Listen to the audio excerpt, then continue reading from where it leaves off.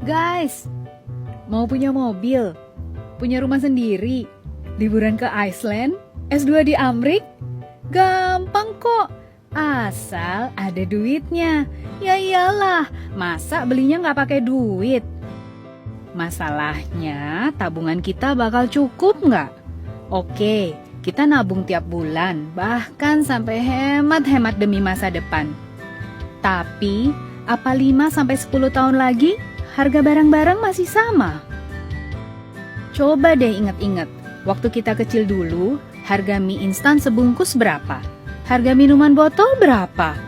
Dulu, gopek doang kita udah bisa dapat mie instan sebungkus.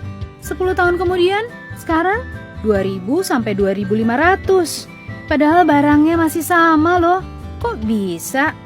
Nah, ini yang namanya inflasi. Harga barang terus naik sehingga nilai uang makin menurun. Efeknya apa sih ke tabungan? Misalnya, kita nabung dengan bunga 5% per tahun. Tapi dalam 10 tahun terakhir, rata-rata inflasinya 6,1%. Jadi, uang kita malah kepotong 1,1%. Rugi dong. Kalau kita punya pendapatan tetap, tetapi masih mengandalkan tabungan, inflasi akan jadi bencana. Jumlah yang diterima dan ditabung akan relatif tetap, sedangkan harga barang terus melambung tinggi. Mau nabung sebanyak apapun, bunga tabungan nggak bakal bisa ngejar. Nggak bakal cukup dong buat beli mobil, beli rumah, apalagi liburan ke Iceland dan S2 di Amrik. Sedih kan? Satu-satunya solusi untuk melawan inflasi jangka panjang adalah dengan investasi. Investasi adalah mengelola dana supaya menghasilkan keuntungan jangka panjang.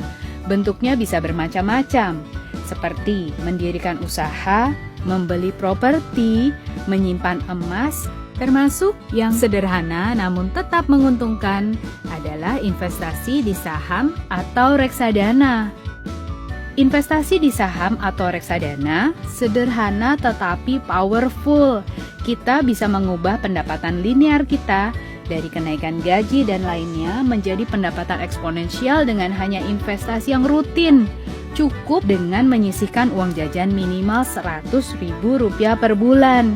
Nggak susah kan? Soal keuntungan sudah terbukti bahwa investasi di saham dan reksadana secara jangka panjang itu lebih menguntungkan. Lihat saja grafik rata-rata return per tahunnya dari produk-produk investasi ini. Kalau sudah begini, rasanya nyesel deh kita nggak investasi dari dulu-dulu. Kalau kita sudah mulai investasi sejak 10 tahun lalu untuk melawan inflasi tinggi ini, setidaknya kita sudah bisa mewujudkan salah satu mimpi kita. Tetapi, better late than never lah. Yuk, mulai investasi dari sekarang untuk meraih mimpi-mimpi kita sekaligus menyelamatkan kita sendiri di masa depan. Pakai logika, investasi segera. Yuk, nabung saham.